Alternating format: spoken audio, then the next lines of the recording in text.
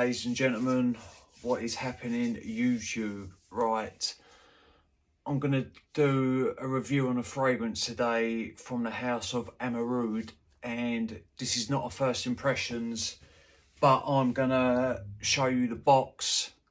I'm going to obviously show you the bottle, and it's just, to me, I think it is such a beautiful, simplistic presentation. So I'm going to get straight into it, and I won't waste your time.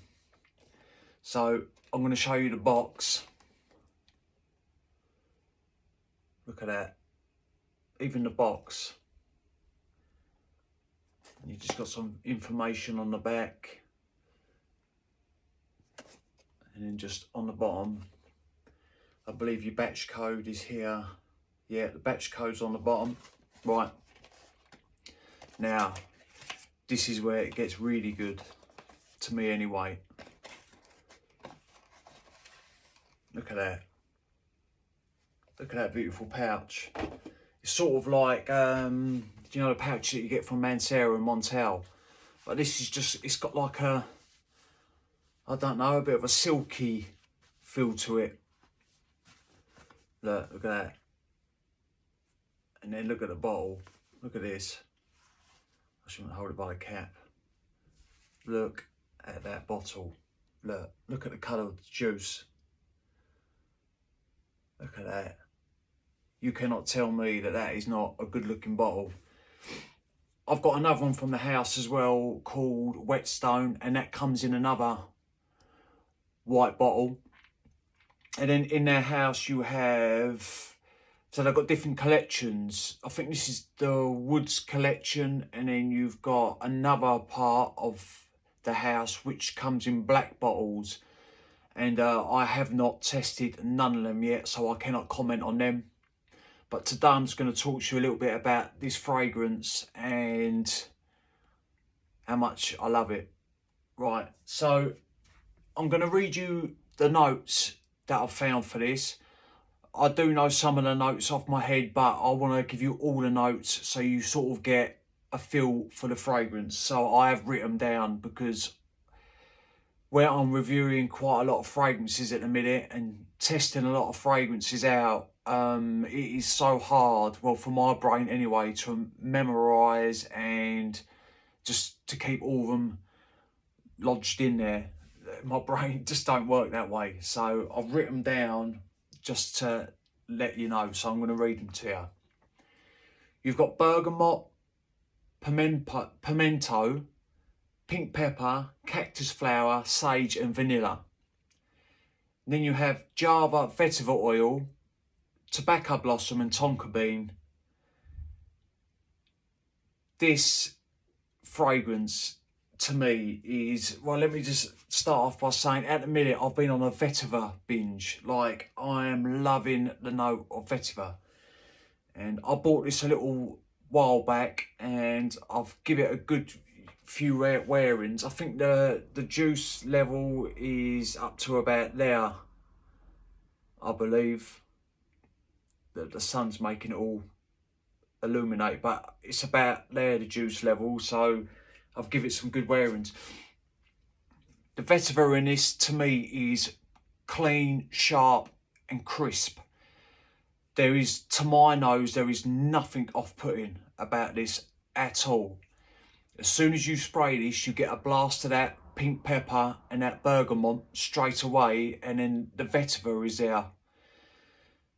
After a little while, to me, right, so yeah, so you get a blast of bergamot and you got the pink pepper, the vetiver there, the Java vetiver is there.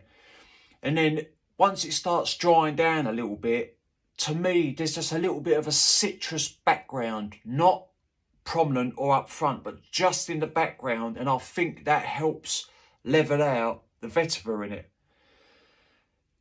On the late dry down, this says it has vanilla in it, and I do not get that at all. Like, it does go a little bit sweet, only a tad on the late dry down, but to me it doesn't smell vanilla-y at all. people, or some people say that this sort of smells like Rosa's vetiver. Right, let me get on a house of Rosa.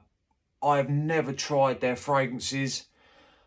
I would love to sample them, or even get a bottle of, if I was to get a bottle of from Rosa Dove, I would go for Rosa's Creation E Enigma. That would be my first purchase if I was to buy a fragrance from that house, which I will do in the future, but obviously it's quite costly. So for now, I'll just have to just hold fire on that one. But anyway, I'm going off topic. People say this smells like Rosa's vetiver. I cannot say yes or no to that. I really don't know. And some people think that this smells like Grey Vetiver by Tom Ford. A little bit. To me, that's more citrusy. This is like a refined, smooth, crisp vetiver. That's what I get from this. And it is so wearable. It really is. Like, I just love this fragrance. Also, I have other fragrances with vetiver in it. I've got red vetiver from Montal. I have another vetiver fragrance. Obviously, I have Terre de Mes. I've got another vetiver fragrance from the House of Lattafa called Fatan. And that smells so similar to Terre de Mes. But anyway, so, right, I'm going to talk about projection and longevity. I spray 5 to 7 sprays with this, and that is a lot for this fragrance. I get a good 2 hours worth of solid projection. Like, I've got long arms. My arms are probably about 3 foot long, so I reckon easy I get projection like a 3 to 4 foot scent bubble around me.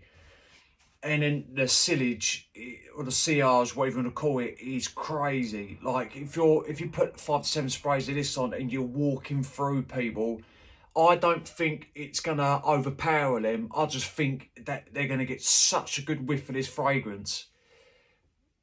I really do. And right, longevity.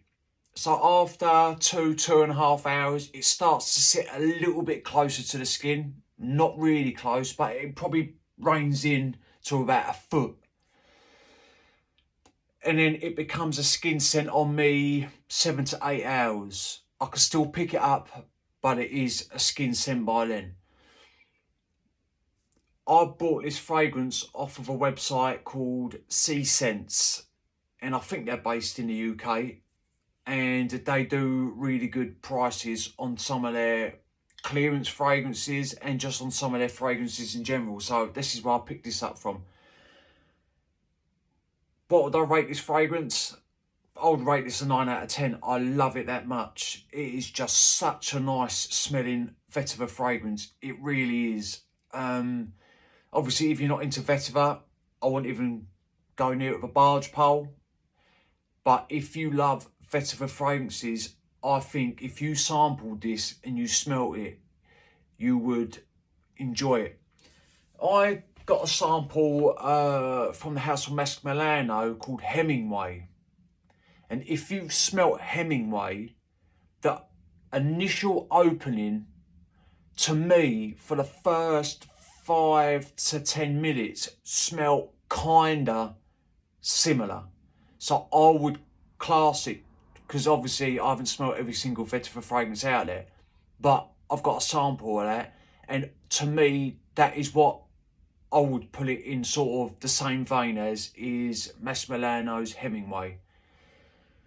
So anyway, yeah, I just thought I'd give you my thoughts and review on Amouroud Lunar Vetiver. I mean, that is a gorgeous, gorgeous looking bottle.